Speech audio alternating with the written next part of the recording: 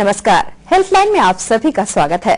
अब आप हमारे नए फॉर्मेट से वाकिफ तो हो ही चुके होंगे। जी हाँ, अब आपकी डिमांड पर हेल्थलाइन को हफ्ते में 6 बार दिखाया जा रहा है, यानी कि हम आपसे मिलेंगे मंडे टू सैटरडे। अब आप किसी भी मेडिकल प्रॉब्लम को सीधे डॉक्टर से पूछ सकते हैं, हमें ईमेल करके। तो हमारा ईमेल आईडी नोट करें, question@maxhealthcare.com। आज हम बात करेंगे सर्वाइकल और ब्रेस्ट कैंसर के बारे में। भारत विकास के रास्ते पर अग्रसर है, लेकिन इस बात से भी इनकार नहीं किया जा सकता कि यहाँ की महिलाओं में सर्वाइकल और ब्रेस्ट कैंसर काफी आम है। आंकड़े कहते हैं कि हर साल दुनिया की 5 लाख सर्वाइकल कैंसर की नई मरीजों में से 1 लाख सिर्फ भारत की महिलाएं होती हैं। है ना हैरान करने वाली बात? आपको ये जानकर और हैरानी होगी कि भारत में तेजी से फैलने वाली खतरनाक बीमारियों में से एक ब्रेस्ट कैंसर भी है।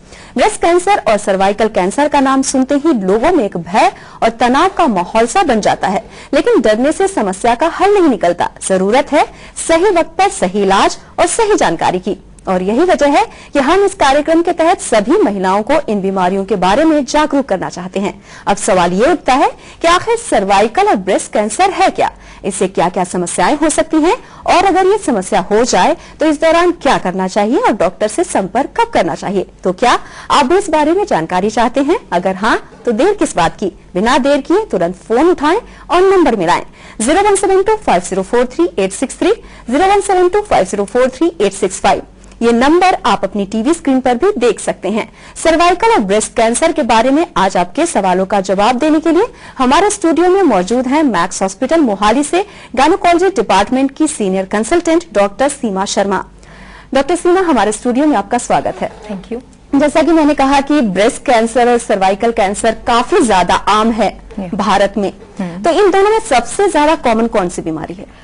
अमृता, इंडिया में सबसे कॉमन सर्वाइकल कैंसर है, स्पेशली महिलाओं में, जबकि वर्ल्ड ओवर जो डेटा है वो ये कहता है कि ब्रेस्ट कैंसर कॉमन है। बट इंडिया में आज की डेट में सबसे ज्यादा डेथ्स जो हैं वो सर्वाइकल कैंसर से होती है। जी डॉक्टर सीमा, जैसा कि आपने कहा कि सर्वाइकल सबसे ज्यादा आम हो गया और इससे डेथ भी सबसे ज्यादा इंडिया में इस कैंसर की वजह से लोगों में था, पर आजकल देखा यह भी जा रहा है कि ब्रेस्ट कैंसर महिलाओं में बहुत ज्यादा बढ़ रहा है। इसकी क्या वजह है और ब्रेस्ट कैंसर है क्या?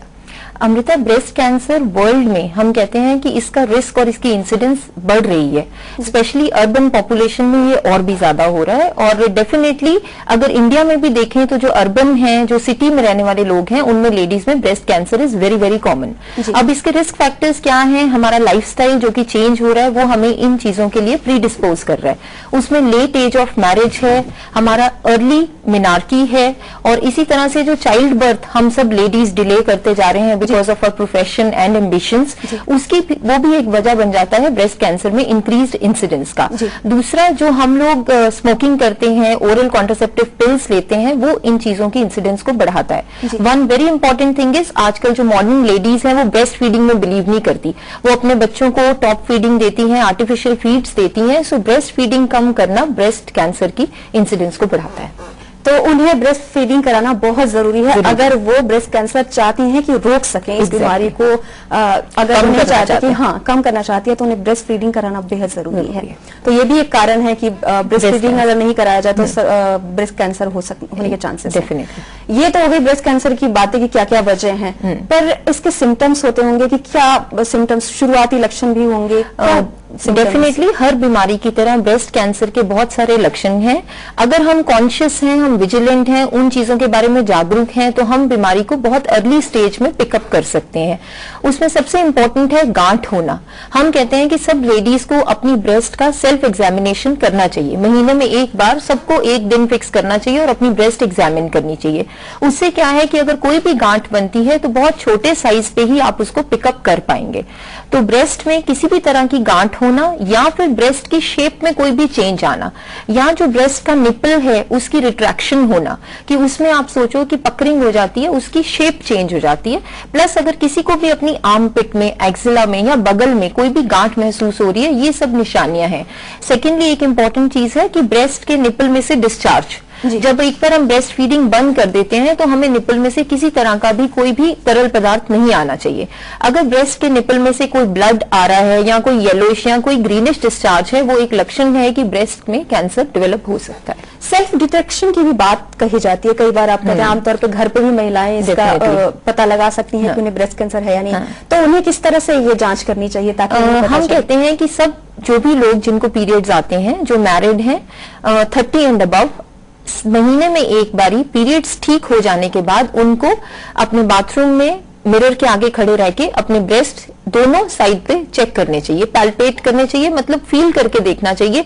अगर उनको कोई भी छोटी मोटी गांठ है वो महसूस कर पाएंगे। होता क्या है कि हमारे पास जब लेडीज आती हैं almost orange size, sometimes tennis ball size, इतनी बड़ी बड़ी गांठें लेके आती हैं और हम कहते हैं आपने कभी हाथ लगा के नहीं देखा कि आपकी ये बीमारी अंदर डेवलप हो? नहीं डॉक्टर साहब, हमने तो कभी देखा ही नहीं है। सो इसी करके कहा जाता है कि सब लेडीज को महीने में एक बार अपना ब्रेस्ट खुद एग्जामिन करना चाहिए। जैसा कि आपने कहा कि बड़ी बड़ी गांठें होती है, तो क्या उन गांठों में दर्द और तकलीफ नहीं होती? नहीं, ब्रेस्ट कैंसर एक ऐसी बीमारी है जो बिल्कुल साइलेंट है, उसका सिम्टम पेन नहीं है। उल्टा जिन पेशेंट्स को पेन होती है उनको ब्रेस्ट कैंसर नहीं होता। सो मेनी टाइम्स पेन के साथ पेशेंट्स आ जाते हैं कि डॉक्टर साहब छाती में दर्द है, हमें डर लग रहा है कैंसर तो नहीं है।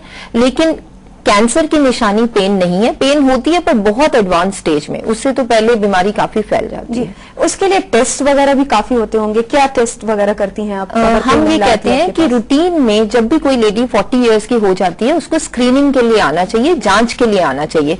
इससे पहले कि लक्षण आए हम बीमारी को बहुत अर्ली स्टेज में पिकअप कर पाते हैं। एक टेस्ट है जिसको मैमोग्राफी कहा जाता है। तो हम कहते हैं कि 40 के बाद 2 या 3 साल में एक बार सब लेडीज को अपनी मैमोग्राफी करानी चाहिए, चाहे कोई लक्षण हो चाहे ना हो। मैमोग्राफी करने से बहुत छोटा कनक के दाने के जितने साइज का लंप भी पिकअप किया जा सकता है। So mammography is one test which everybody should get done routinely. Doctor Seema, mammography की आपने बात कही, इसके अलावा क्या और भी टेस्ट हैं जो और भी है? अल्ट्रासाउंड ब्रेस्ट है, जो हम कहते हैं कि जो यंगर पॉपुलेशन है, जैसे 35 एंड बिलो के जो लोग हैं, अगर कोई लंप फील करते हैं, कोई पेन है, कोई सोजिश है, वो अल्ट्रासाउंड करवा सकते हैं। अल्ट्रासाउंड ब्रेस्ट भी पिकअप कर लेता है ब्रेस्ट कैंसर की स्टेजेस को।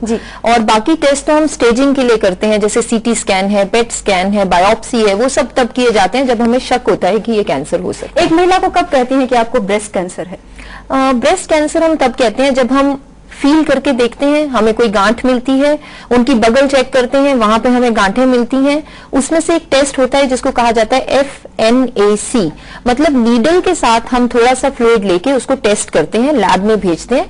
तो लैब के लोग हमें, हमारे फ्रेंड्स पैथोलॉजिस्ट हमें हेल्प करते हैं कि ये कैंसरस हो सकता है। बट कंफर्म करने के लिए बायोप्सी की जाती है। उस लंप में से या तो लंप निकाल के भेजते हैं या लंप में से कुछ टिश्यू भेजते हैं जो कंफर्म करता है कि ये कैंसर है।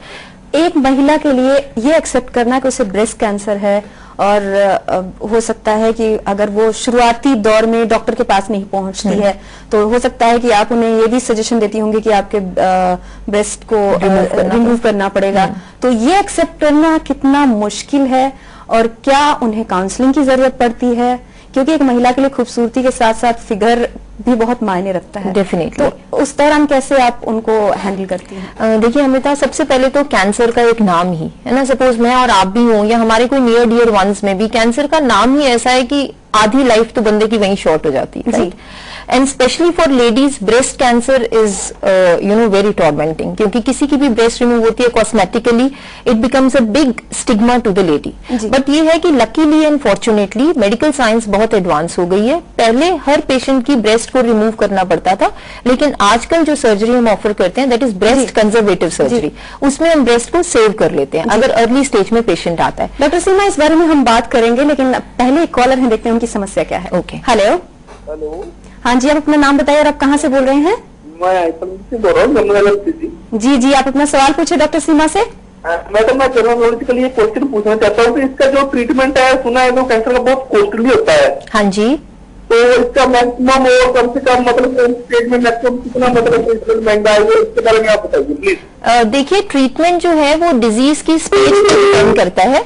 अगर कोई पेशेंट अर्ली स्टेज में है तो डेफिनेटली कॉस्ट कम रहेगी, पर अगर जैसे सेकेंड या थर्ड स्टेज में डिजीज है तो खर्चा 1.5 से लेके तकरीबन 2.5 लाख तक का भी हो सकता है, क्योंकि सर्जरी अपने आप में 50-60,000 कॉस्ट करती है, रेडिएशन करनी पड़ती है और 50-60 हजार लग जाता है, कीमो अगर जरूरत पड़ती है तो 1 लाख, सो 1.5 से लेके 2.5 लाख तक का खर्चा हो सकता है। इसीलिए हम कहते हैं कि स्क्रीनिंग करवाइए, जांच करवाइए, अपना एग्जामिनेशन कीजिए, ताकि डिजीज अर्ली पता लगे और आपका खर्चा भी बच जाएगा, आपकी लाइफ भी इंप्रूव हो जाती है एंड क्योर हो सकती है।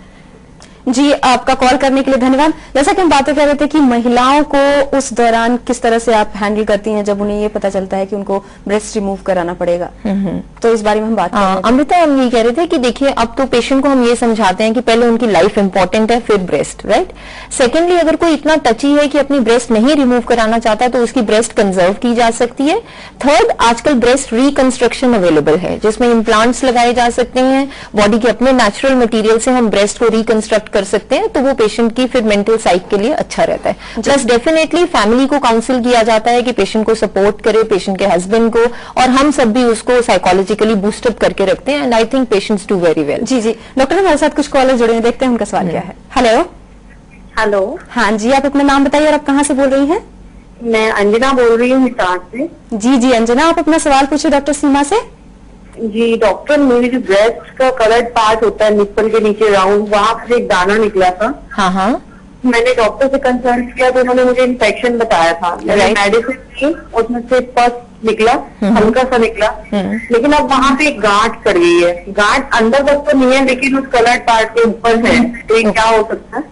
देखिए, कई बार क्या होता है कि इन्फेक्शन की वजह से भी ये गांठें बन सकती हैं, लेकिन अगर ये गांठ ज्यादा देर तक अपने आप से हील नहीं हो रही है तो बेस्ट ये है कि आप एक अल्ट्रासाउंड ब्रेस्ट करवा सकते हैं और अपने गायनिक डॉक्टर को एक बार जाके दिखाइए। अगर उन्हें लगेगा तो उसमें से नीडल से थोड़ा सा पानी लेके वो टेस्ट करवा देंगे और आपके मन में जो ये भय है कि कल को इसमें कैंसर ना बन जाए वो हमेशा के लिए रिमूव कर सकते हैं।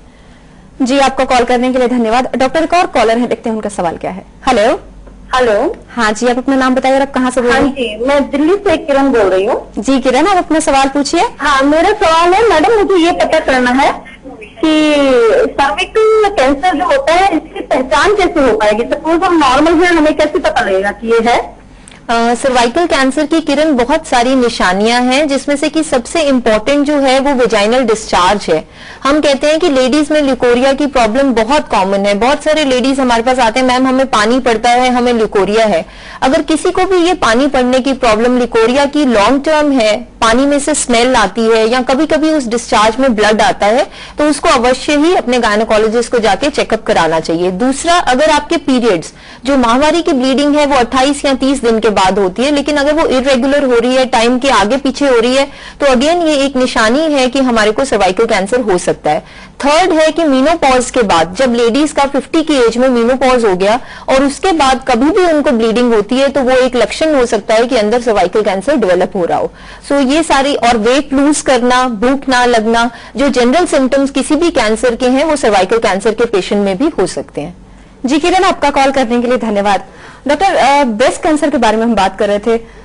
क्या एक उम्र होती है कि महिलाओं को उस उम्र में पहले से ही प्रिकॉशन लेना चाहिए? कोई उम्र होती है जिस महिला को होने के ज्यादा चांसेस हैं ब्रेस्ट कैंसर? अमृता, ज्यादा चांसेस में एक रिस्क फैक्टर है फैमिली हिस्ट्री।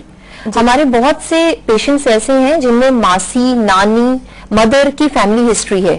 सो उन पेशेंट्स में हम कहते हैं कि उन्हें पहले से ही अपना ध्यान रखना चाहिए। उनका रिस्क फैक्टर 5 to 10% है कि उनको ब्रेस्ट कैंसर हो सकता है। सो बाकी एज डेफिनेटली हम कहते हैं कि 40 से अबव, 40 to 50 की एज में मैक्सिमम पेशेंट्स आते हैं ब्रेस्ट कैंसर के। तो उन लेडीज को अगेन, जैसे मैंने पहले कहा, कि अपनी मैमोग्राफी कराते रहना चाहिए। डॉक्टर, हमारे साथ कुछ कॉलर जुड़े हैं, देखते हैं उनका सवाल क्या है। हेलो। हेलो। हाँ जी, आप अपना नाम बताइए और आप कहाँ से बोल रहे हैं? जी, मैं अजीत बोल रहा हूँ, मैं अम्बाला से बोल रहा हूँ। जी अजीत, आप अपना सवाल पूछिए। Well, I was witnessing a lump in my wife's left breast, lower side, from the past 1 month. I wanted to know that, is this a thing to worry about?